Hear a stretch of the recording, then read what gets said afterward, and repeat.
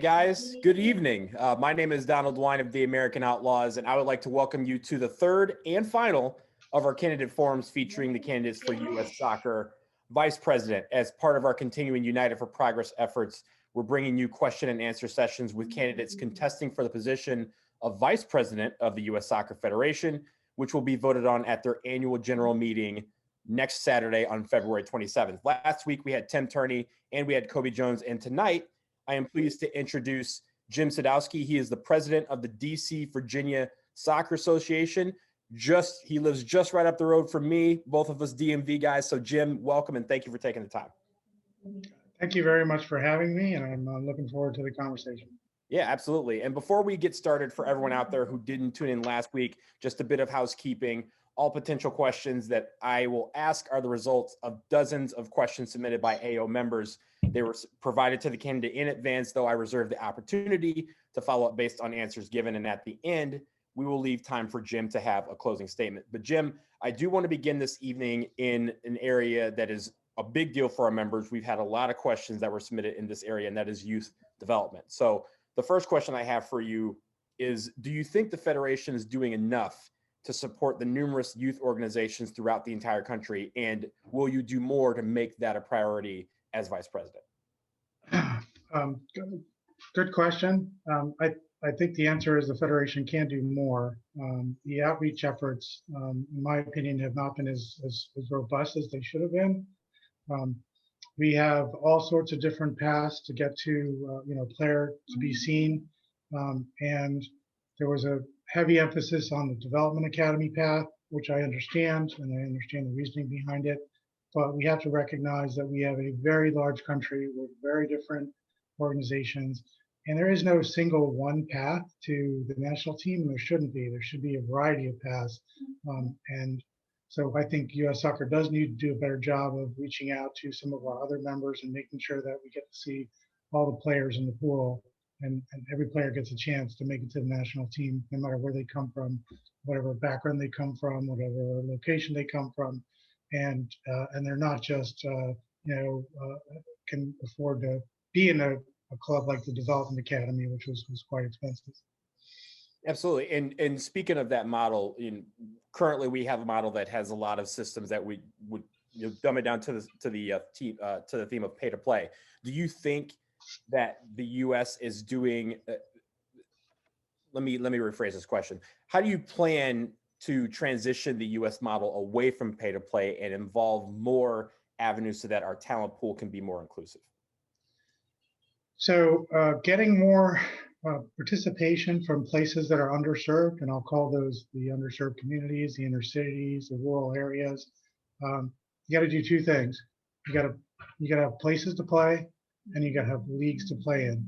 And right now, you have to remember that our country is competing for the athlete. Our sport is competing for the athlete.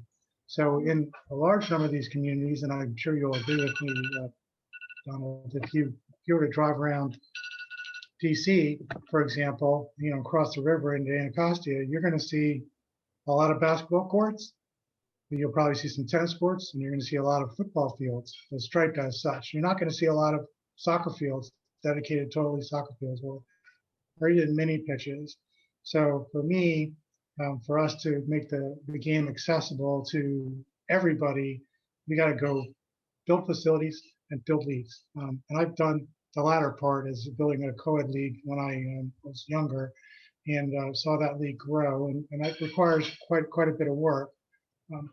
We also have to look at the existing infrastructure that we have, and in the inner cities, the infrastructure that we have is we do have some schools with a field or a piece of real estate that we can work with. So I think for that to happen, we need to actually have people to go out, meet with the ANC commissioner in Anacostia, find out, tell them we want to build a soccer facility. We want to get kids playing soccer. And how we can connect with them first, and then how we can develop the place to play, and then the league to play in. And it's not just build a field and say goodbye. To build a league, as I know from having done it myself, you got to have parents who want their kids to play. You got to have a referee assigner. You've got to have someone to collect the money. If you have to, you got to have referees. And so all those things, I think we need to do a better job of developing a model of how to build a place to play in those places and how to build leagues to play in and how to sustain those leagues over time. You mentioned places to play. I think that's a really good thing. That's something that's near and dear to me, trying to increase the number of places to play. We'll talk about accessibility a little bit later, but real quickly on that, how do you see the Federation working with existing organizations to create more places to play? So everybody needs places to play. Adults need them, the kids need them, the semi-professional leagues need them. And so I'll just build upon a model that worked locally.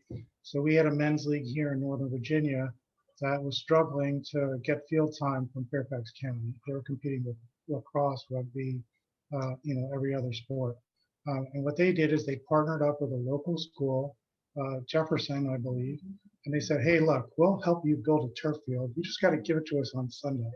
So they borrowed money from a bank. They partnered up with the school. They jointly built the field together. The high school took the field for 6 days out of the week, and the league said we get it on Sundays. And now that league is thriving. They always have a place to play. It's centralized location. They all know where to go. There's parking, and so it's those kind of partnerships between an existing facility and a private facility that I think we can replicate throughout the country, and particularly in the inner cities and in the rural areas. I want to shift slightly to kids who are young but still trying to start in the professional ranks at a much earlier age. As you know, we've seen that trending younger and younger. We're seeing 15, 16, 17-year-olds routinely joining Major League Soccer and even trying to work abroad. One question that comes from Corinne from AO Memphis: is U.S. Soccer working to allow Americans to play abroad, specifically in Europe, before the age of 18? And if not, what is being done to enhance player development to allow Americans more opportunities to play abroad if they choose to?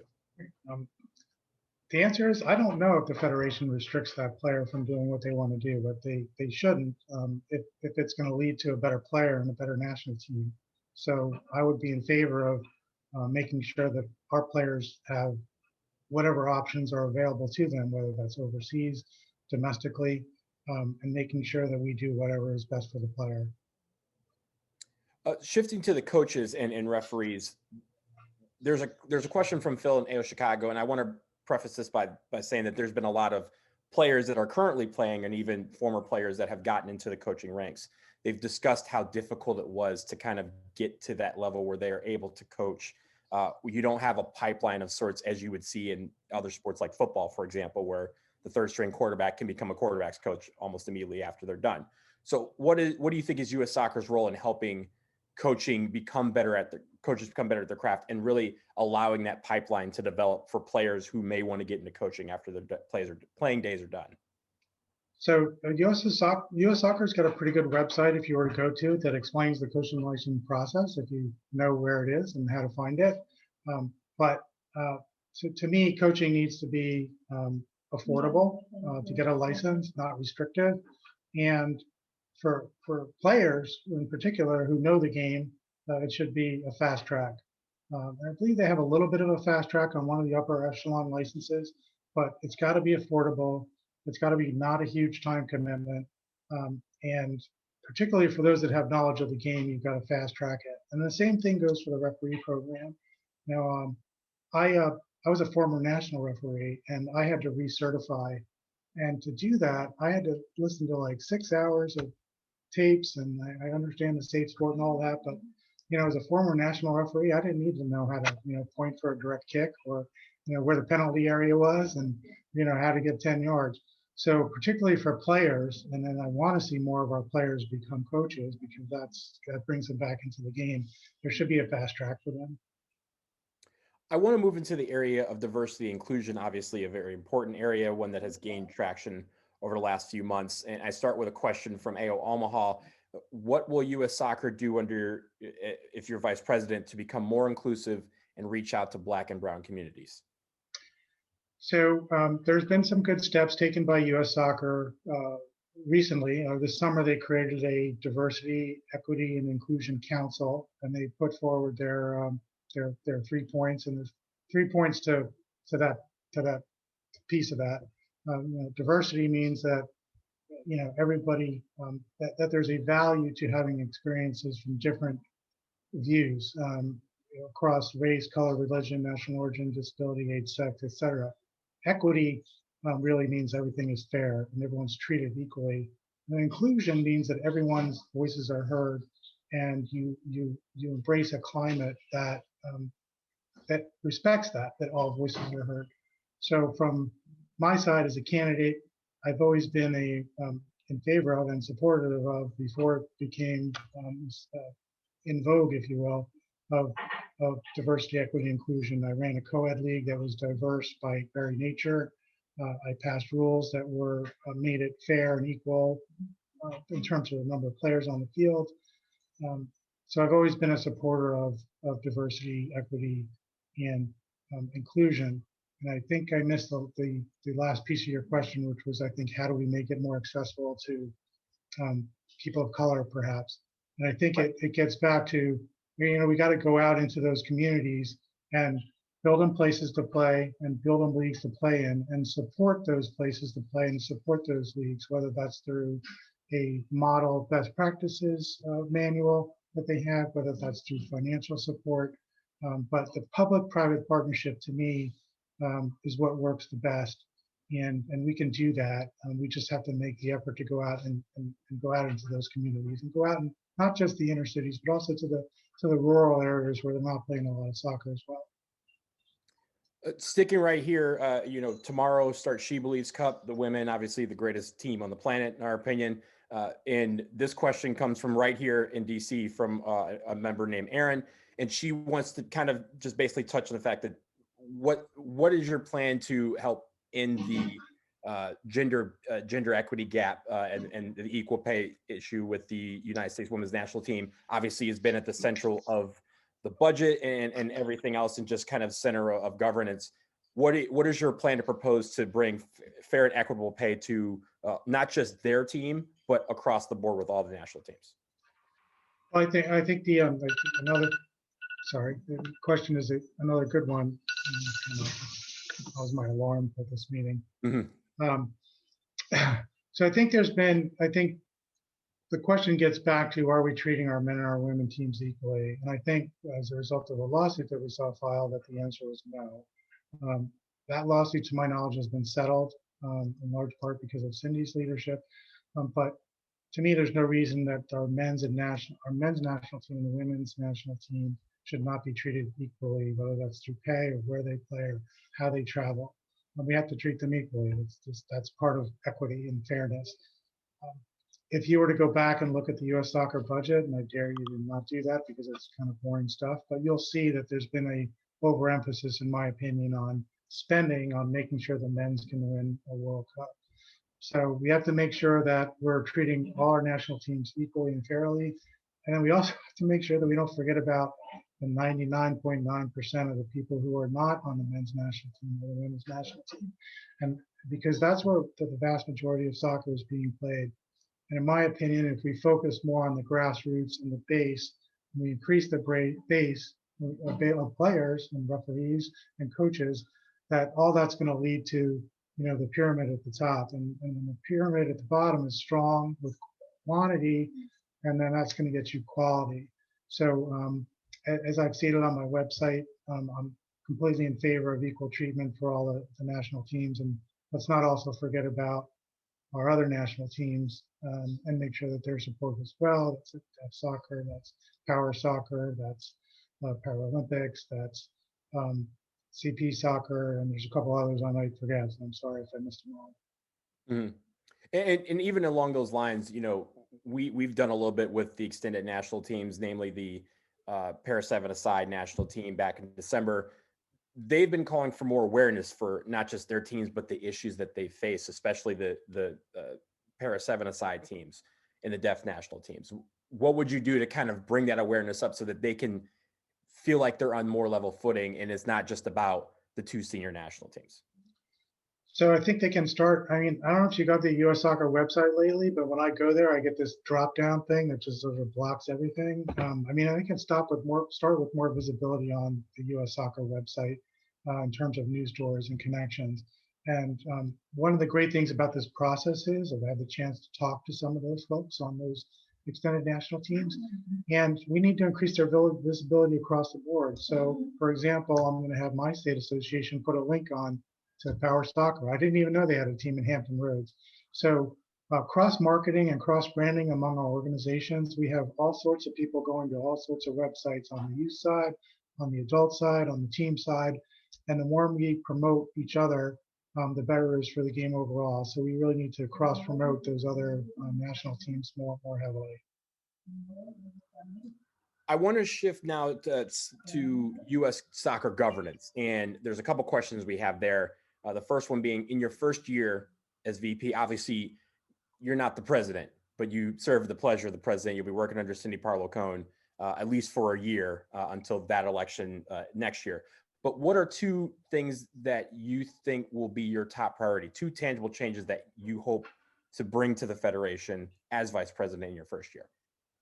So you're correct. I'd have to ask Cindy what her two top priorities are. And my guess is that if she were to tell me, and I have talked to Cindy not about this issue, we got to get past COVID. We got to get out of survival mode and back into growth mode. And so whatever I can do to help our members get their players back on the field. I'm not a doctor. I can't solve the COVID issue. So that's a medical issue that will be solved medically. But we have a number of state associations and members that are hurting because they have no money.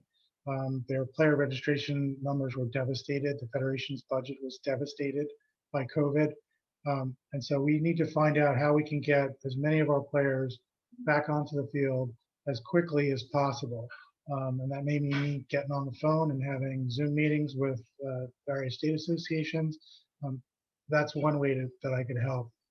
Two, we've been bleeding heavily on litigation expenses. And as a lawyer, I have a particular expertise in managing litigation, staying out of litigation. So I think I could help Cindy perhaps extricate ourselves from those other litigations that are still ongoing and are just draining our funds.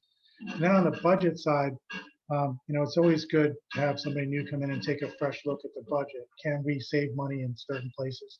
Can we bring in revenue from other sources? So I'd be happy to do whatever Cindy asked me to do to help get us back on the field as quickly as possible, reduce expenses, and help U.S. Soccer in any way that I can. And right now, there's a lot of decisions going on. You're going to have to make a lot of decisions as vice president, especially as you mentioned in this COVID time, where you're going to have to do things to kind of make sure that the Federation emerges from the pandemic and gets back to solid footing. But fans don't necessarily understand some of these decisions that are made because they only get the decision. So how will you help the Federation move towards a system that allows fans and just any interested persons to fully understand the processes behind the governing decision and how they're made? So another good question. I don't know if you guys know this, but the U.S. Soccer Board of Directors are available. You just need to email somebody in Soccer House and say, Jati, it's my wife's mother-in-law. She's 85. It's all good. It's all good. So, U.S. Soccer Board of Directors meetings are available. I mean, you just have to get the link and they'll let you into the Zoom meeting, I hope. Maybe not 30,000 of you, but maybe you or some representatives. So in my opinion, U.S. Soccer should be an open book all the time. There should never be decisions made in executive session in secret or for people who have a conflict of interest. So find out, get the link to the next U.S. Soccer Board of Directors meeting and listen in. And you'll be able to watch how decisions are made and who speaks up and who doesn't, as long as they don't go into executive session. And me as a state association president, I've always led 100% transparency. We don't do anything in secret unless we absolutely have to. We don't have a lot of staff, so there's not a lot of secret hiring or firing decisions.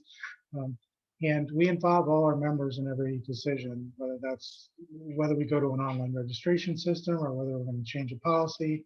I've always been a fully transparent, accountable president, and I would bring the same transparency and accountability to whatever role I had to play, and if I were to be elected as vice president.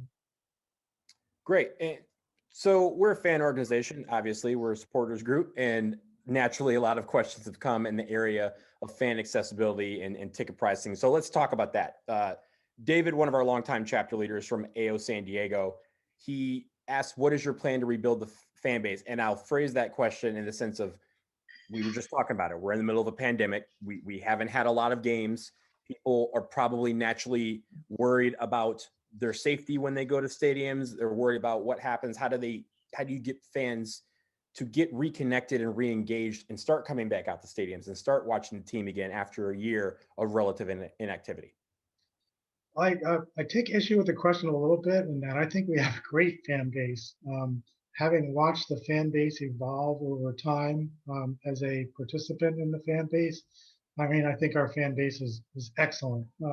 The medicine and the science is going to solve, you know, people getting vaccines and whether we can have less restrictions at matches and so on. Um, so I think our fans are going to return. I think they're going to return in droves, hopefully. Um, and once we solve the medical side of COVID, which I think we're very close to, getting over the bump, if you will, that I think we're going to have no problem with our fans coming back and wanting to cheer the teams. I can tell you now, I haven't refereed in, more than a year. I'm like dying to blow the whistle again, and I think that there's people who are dying to get to a game again, even just to get out of the house for a brief period of time. So I think that you really should not worry too much about getting our fans back into the stands, and whatever I can do to help get them back in the stands, I certainly want to see them return. Well, what about the casual fans? I mean, obviously we're diehards. That what you said makes perfect sense to us. But what about those casuals who, they may tune in for World Cups, they may tune in for big competitions, and it may have been out of sight, out of mind for them during this pandemic. How do you get them to say, "Hey, guys, soccer's back. United States national teams are back in session. Come on out and watch us"? But I think their outreach has been pretty good on the U.S. soccer side in terms of increasing the footprint in the digital and social spaces where they're getting the message out to people, and you guys are getting the message out to your fans. So we'll need your help in promoting the game to the diehards and to the American Outlaws. In terms of introducing new fans to the game, we get more people playing, um, we get more people watching. Um, if our team plays better and we play exciting soccer, um, so more people are going to want to tune in. If we schedule games against tough opponents, and I think we will, we'll get more people to come watch our matches. So let's schedule games against top flight competition when we can. So I think all those things will contribute to getting more people interested in the game. And we've got a World Cup coming up in 2026, and as you probably know from the last World Cup in 2014. I was personally astounded when I came back from Brazil and I went to watch the Belgian match locally, how many more people were paying attention. And that's the big circus. When the big circus comes to town, everyone pays attention. But as the professional leagues develop, you see, Don Garber's, speech and the U.S. soccer speech, one nation, one team. We are slowly building a soccer nation, and the Richmond Kickers are developing a bigger fan base, and all these younger professional leagues are building a bigger fan base at the local level. So the more we do that, generate fan interest at the local levels and with these smaller division teams, that's just going to translate into more people coming to watch the national team. And again, like I said, we're diehards. We have people who travel all over the place. And this question comes from probably one of our most furthest away from here in DC, and that's my man Brian from AO Honolulu. He and his family like to travel to games, obviously pre-COVID, take COVID out of the equation.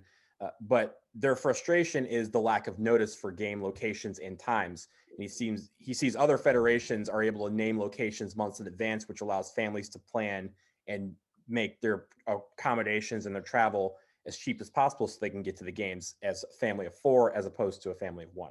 So what steps can you take, or as vice president, what can you do to help in the future so that families can make better preparations, and even diehard fans like us make better plans to attend games? So as a non-board member now, I don't know why there's this lag time that you're describing.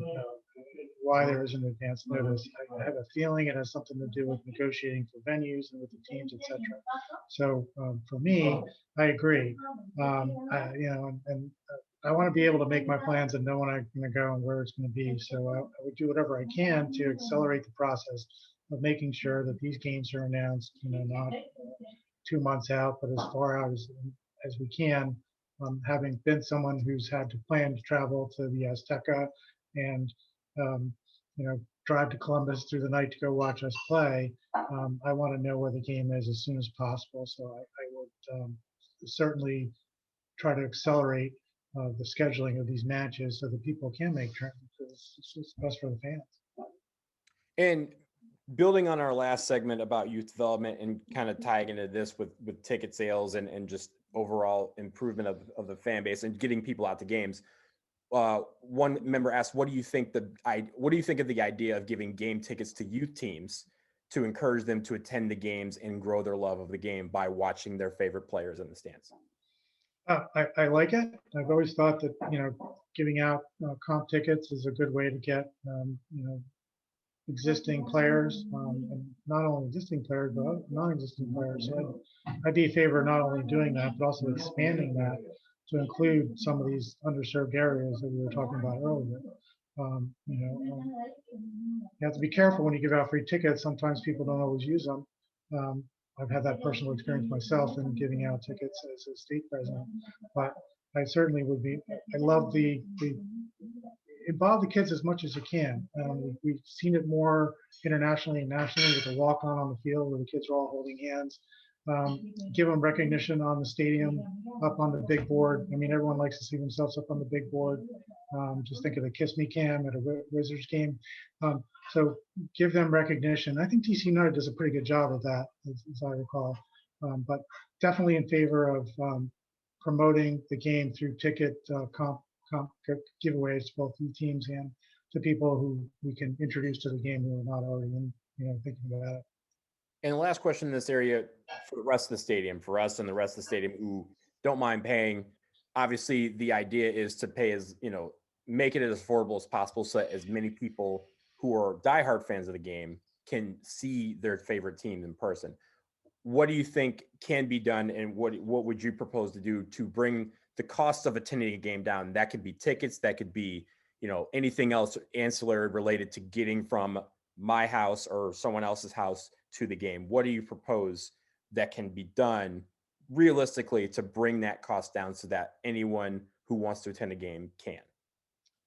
So I think you got to look at we got to be careful not to over monetize ticket sales so that that's our primary revenue driver at the match, so that we're not just like looking to make a buck on the game by pricing the tickets as high as we can.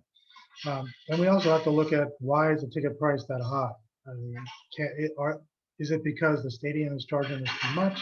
Is it because we're not getting a good deal on concessions? Is it because we're not getting some revenue on parking? So we need to look at all the reasons why that ticket price is what it is, and how do we reduce that ticket price by bringing in revenue from other sources from the match. I'm not on the board.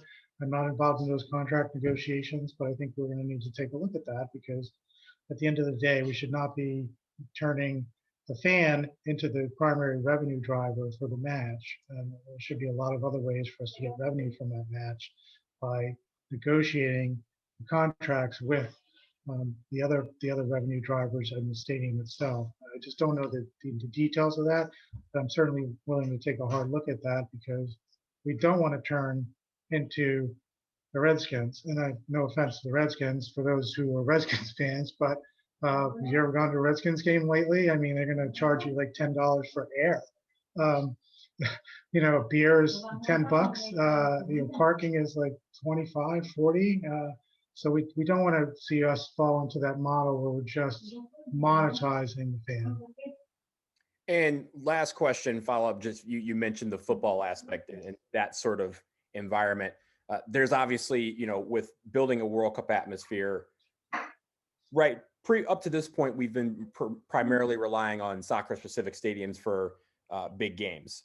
But obviously, the World Cup will be coming to town in 2026, and those will all be in football stadiums. Gold Cup, other competitions have been in football stadiums. What do you think is the best way to create, build that fan base and build that home field atmosphere so that it can translate from the 20,000 seater to the 80,000 seater? Well, I know going all the way back to the 1994 World Cup, which I remember, they offered tickets to the U.S. soccer family, if you will, first. And I thought that was a brilliant idea. And the 1994 World Cup was one of the most successful World Cups from a financial standpoint for FIFA ever. So I think that there should be a benefit to being a U.S. soccer member or being a fan member, but in that you get, first kind of shot at all the tickets. And that means not just first shot at the tickets to the fans, but their friends and family, if you will. So I would be definitely in favor of replicating that model where we're offering tickets first to U.S. soccer members, like American Outlaws, like MDCVSA players, like DOISA, like club soccer players, because we really want to give our players back something that they're putting into the membership, many of whom pay fees. So I think that's one way to drive it. I think there are a number of people who are working on the specific stadium sites, and they've done a pretty good job, I think, of gathering excitement for the matches. I thought they could have done a little bit better in the 2000 World Cup about setting up more fan fests for watching the matches in some more, distant locations. But all those things, if you've traveled to World Cups like I have, you see that there's a variety of ways to create fan interest, whether it be fan fest, lower ticket prices, advanced ticket prices. And that, obviously we've got to use the digital marketing world and social media world to get the word out well in advance. And I think we're going to have a super successful World Cup. I don't think there's going to be any trouble filling the stadiums when the U.S. is playing. Now, if it's, I don't want to diss any states, but if it's like Trinidad and Tobago versus Greece, and that game is played in New York City, maybe not. But, we got a lot of Trinidadians and Grecians that are going to go to that match as well. So I think we're going to do really, really well hosting the World Cup, and I don't think we're going to have any trouble filling the stadiums. I want to move now to the domestic pyramid structure between U.S. soccer and all the relevant professional leagues. And one question from Brian Burns from AO San Francisco, I'm going to change it up slightly because he focuses on Major League Soccer, but I do think it's important for all the leagues. And he asks, how does U.S. soccer plan to be autonomous from the rest of the leagues in its decision-making? The league wants to lead, the leagues want to lead in player development, coaching, and soccer policy, but this seems to be a recipe for trouble. So really what the question is, like, how do you get all these leagues organized? Because you have the DA has been shuttered, but now Major League Soccer and USL and NISA have their own programs. How do you work with them to make sure that the development that they're doing is falling in line with kind of the ideals and principles that U.S. soccer wants to have across the country?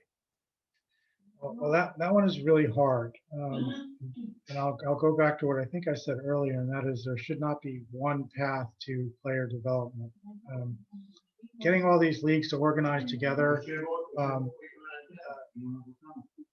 they're already in unity. They're already in unison as they're all wanting to produce good players for their team, and then they want to see their players move up the ladder. So I think there's already some synergy in player development across the board that's going to manage itself without U.S. soccer coming down and say, okay, you got to go play here and you got to go there, etc. I think there was a promotion relegation question in there somewhere. Yeah, that was going to be the next follow-up. How do some people say it should work, some people say it won't. What are your thoughts on that, and what pathway is there? So let me take another thing first before I get to promotion relegation. So I think it's just awesome to see that we have lower level professional leagues building themselves. The NISA is one. Great to see them expand, and of course we have USL, which has gotten, is our second division, and also has feeder leagues as well. So I think all these, the more soccer being played locally is going to lead to better players across the board, which is it. And you're going to see more movement from those leagues up through to get to MLS. At some point, and we're not there yet, there will be a synergy between MLS and the leagues below it, without it not being an MLS second division. I think that day will come. We're not there yet because, I mean, just look at how long it took MLS to get to where it is. And I put this in my athletes questionnaire. I remember going to RFK Stadium when you had a 1/3 filled stadium, um, and all the money was going out the door to the DC Sports and Entertainment Commission and not to DC United. And now you have Audi Field, which you and I go to, which is 20,000-ish stadium that's like 90% full, where all the money is going into the club. So the more we get development of soccer-specific stadiums across the board, and all of those leagues want to do it. And NISA wants to do it, USL wants to do it, it's in their business model. Once all those things starts happening, and we have these lower division teams that are strong and financially strong, have their own stadium, then you're going to see a lot more synergy between them. And you have to remember too that we're not England. I've been to England. I've gone to Premier matches, first division matches. I've gone to Luton second division matches. England is about as big as what, New Jersey, big, another state next to it. And the costs of travel are just enormous for a country like ours. And so we just don't have the built-in geography to save those travel and savings costs. But eventually we're going to get there, where we have promotion and relegation. It's a little bit of a ways away, but we'll get there. And bringing keeping those in mind, and also bringing in the women's leagues, the NWSL, the W League, which is basically amateur, and then the USL is trying to develop one in the next couple of years. How do you promote stability? How do you make sure that while there's a lot of expansion, how do you make sure that these leagues and these teams remain stable so that we do have a pyramid that can eventually do, some of the promotion, relegation, and anything that we may want to do? Well, I think let's look at MLS real quick. MLS has stabilized, in my opinion. They're now, you have to pay to get in, and, so they're doing very well. I think the USL has refined its business model since the Alec took over, and they now have stability because they recognize that stability was a long. You needed to have stability to not become the NASL of 1978. On the women's side, I think it's good that our federation is still supporting the women's division financially, because the market for the fan is so tough in the United States because of all the other options that you have with football and baseball and hockey. Missing one, the NBA. The sports market is just so tough, and MLS came into that, by the way, and beat it. Right, and they're gonna beat it even better. They came into a market that was well developed, and they found a way to make it work. So we have to help the women's team, just like the women's league. Just like we helped MLS in its early years get through that growth, that very difficult growth period. Eventually, once they do, you're going to see more women's teams. You're going to see more feeder women's leagues, and we already have a couple that are blossoming and growing. So we do need to support them through that process, and then eventually I think they're going to be just as successful as on the men's side. Perhaps not having as many teams, but as vibrant as it is, because the women's game has come a long way, both here and of course internationally as well. And I asked Kobe Jones this last week. Obviously we've heard, at least in the last week, about the U.S. Open Cup, and it's kind of revamped for this year in light of COVID. But it just leads to the question of, do you foresee in the next decade or so being able to do a similar League Cup, or not League Cup, but a U.S. Open Cup style tournament for the women's leagues in this country? Yes. Women's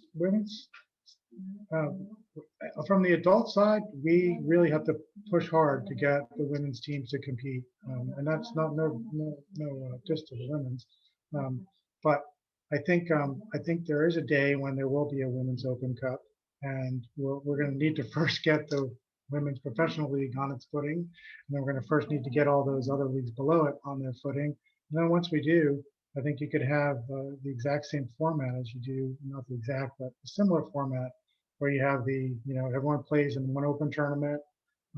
What I would like to see for the Open Cup on the men's side and even on the women's side is we need more Cinderellas. And I would be in favor of introducing the amateur teams and some of the lower professional teams against some of the bigger clubs early on. And the way it's structured now is the MLS teams, no offense to MLS, but they kind of get a free pass for the first couple of rounds. And I think you would create a lot more interest from the grassroots, from the lower division teams, if they were able to go up against an MLS team earlier in the process. So on the men's side, I'd like to see that happen. I know we dialed it back. We had to because of COVID. But those kind of Cinderella games where Eric Winalda had that team out in California that went several rounds, you have those stories created earlier in the roots of the tree, if you will, and you're going to see a lot more excitement for the Open Cup. Want to get you out of here with a couple of questions, either kind of off script. But I want to start first of all. I see you're wearing a jersey. Tell us about the jersey you're wearing. Is that the one is that your go-to jersey, or is there another one? This is my go-to jersey. So this one was a freebie that I got from being on a committee from USASA, and you can see the crest is old. But this is pretty much the jersey that I'm going to wear to as many games as I can, depending on the temperature. I've got a couple of others over here, which I'll show you towards the end.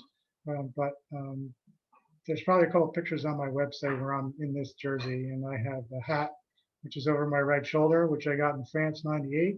It goes to me to every U.S. national team match.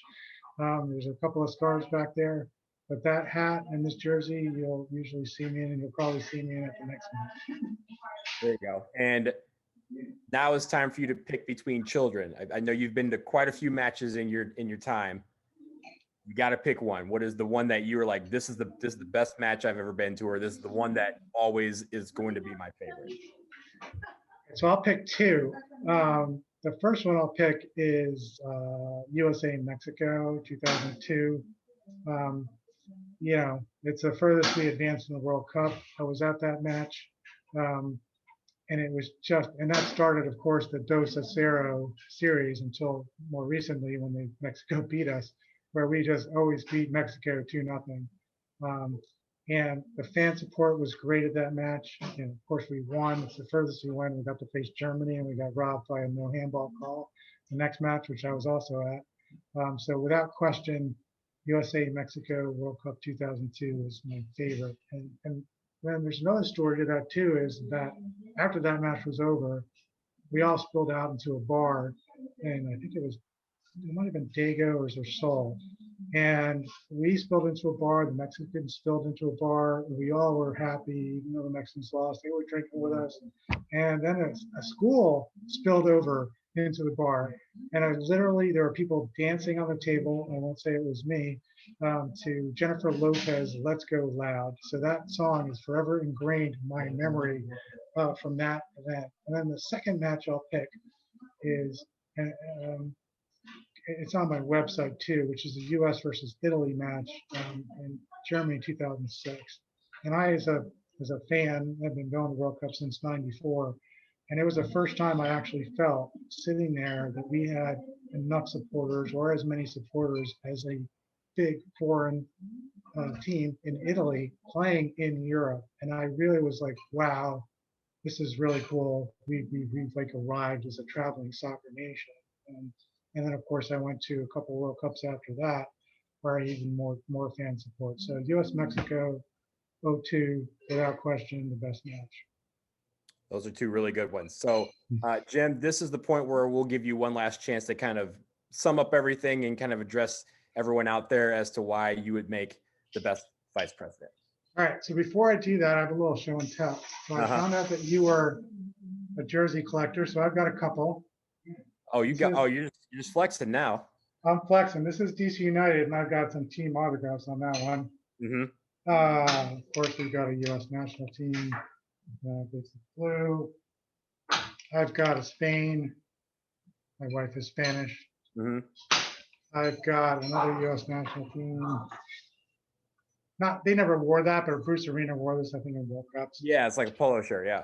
All right, this is pretty good vintage stuff here.